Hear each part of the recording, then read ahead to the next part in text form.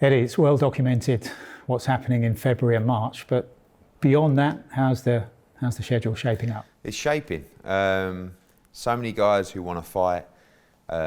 Sometimes you've got a lot of sort of main event fights that you're trying to put into 3 or 4 dates.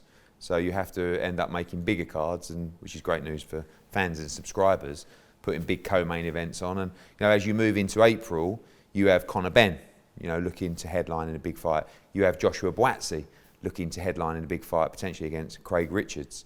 You have Joe Cordina or Zelfa Barrett that could be challenging for a world title. You've got Derek Chisora wants to come back and have a big fight. So you've got a lot of big main event fights that you're trying to mould into the schedule. And I think we're pretty close now to getting April and May locked in. Throw in Anthony Joshua into that mix as well with Oleksandr Usyk, and obviously April 30th, Taylor Serrano already announced. So looking for a really big April and May. What's the situation right now with AJ against Usyk and the rematch? So obviously after all the discussions and the madness ended, we spoke to Alex Krasuk and said, right, time to get this scheduled. I'd like to do the fight back in London in May. There have been approaches from a number of other sites as well, which we'll talk to next week, but really looking to get that fight scheduled as soon as possible, really. And I think May is the realistic month.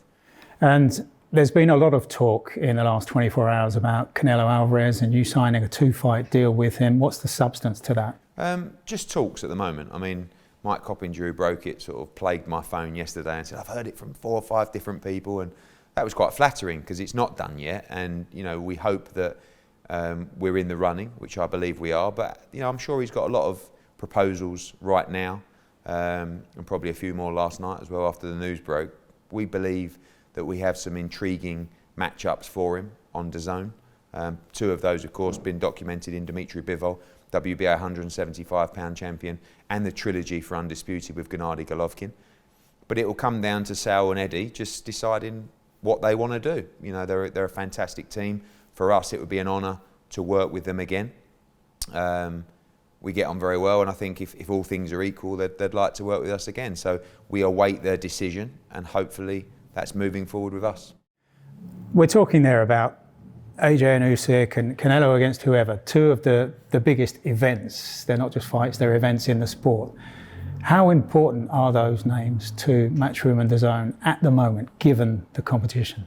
Yeah, they're always important. I mean, it doesn't matter where your business is at or what broadcaster you're with. Like you said, the 2 biggest names really in world boxing. Canelo Alvarez, the pound for pound #1, and AJ, one of the biggest draws, certainly in the UK and Europe, that's around. So whenever you can get those 2 flagship names, and as a business, you look at your sort of roster or you look at your promotional artwork and you see those 2, and I put Katie Taylor up there as well with those. She's someone that's very important to us as well. These are iconic fighters, really. And, Matchroom has always been about building young talent into that position, but you can't ignore, as important as it is to sign the future generations, to get the top dogs in the sport is always a top priority. And, and to be honest with you, and not just saying it because, they're very important to us, 2 of the great people to work with.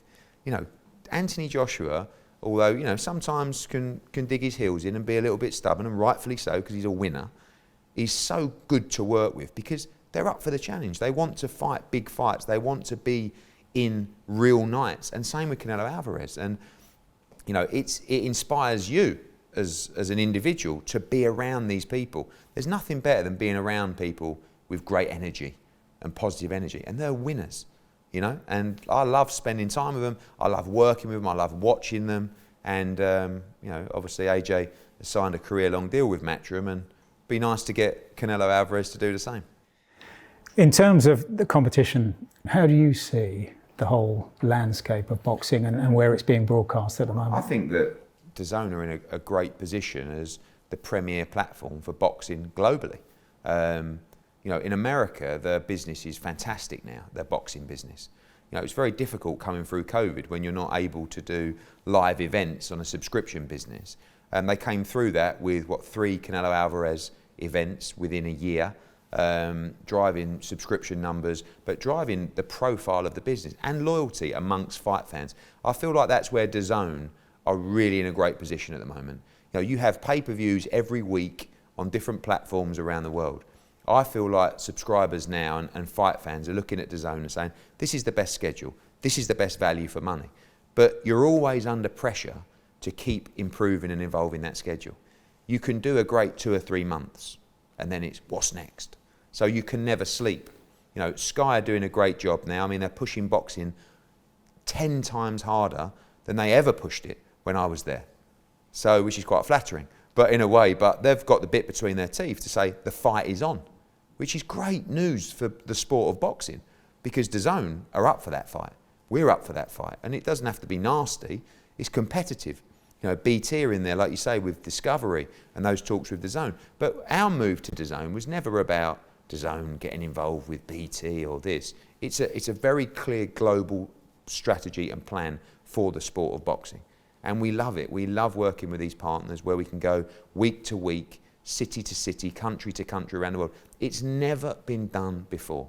For a fight fan, you can watch a global schedule from your laptop TV, from your big screen TV, from your handset, of Matchroom events around the world week by week. And obviously kicks off at our UK venture in 2022 this week at Ali Pali. So you said that the business is thriving in the States. What's the perception here, Eddie, after a long run from August through to Christmas and now a massive schedule in February and March? What's the feeling at DAZN about this, the success and the general prosperity of DAZN here in the UK? Really good. I think we've had a great start, 6 months in, which is only 6 months.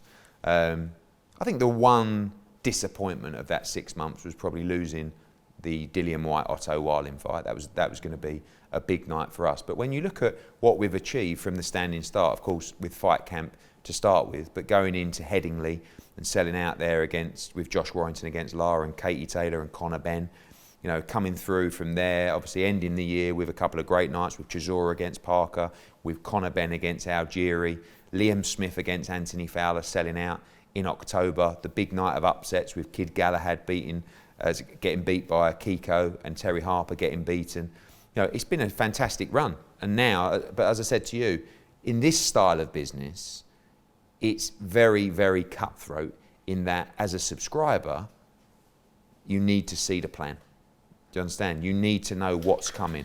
And you can never sleep because, like you say, you announce, you know, Ryder against Jacobs, Wood against Conlon, Kiko Martinez against Josh Warrington, Lawrence Okoli at the O2, throw in Chocolatito against Martinez, Taylor against Serrano.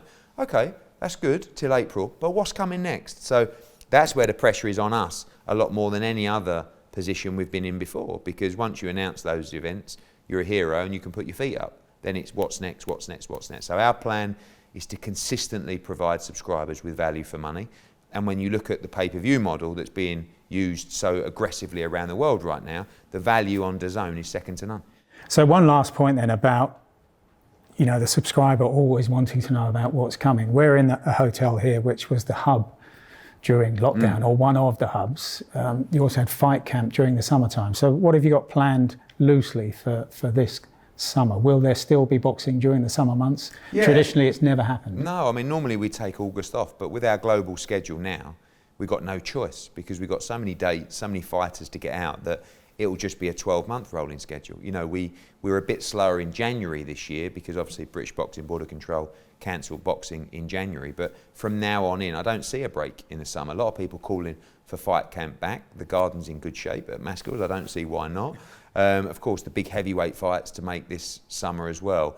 And I just feel right now that with our plans and with, you know, the budget that we have in place for making big fights, I want to see more of those big domestic fights getting made. You know, when you look at divisions where everybody's queuing up for a shot at the world title, but realistically, no one's going to get one right now, and there's none bigger than the 175-pound division for that. You know, you've got Callum Smith, Joshua Buaxi, even not with us, Anthony Yard. You know, you've got Craig Richards, you've got Callum Johnson. These guys should just be fighting each other.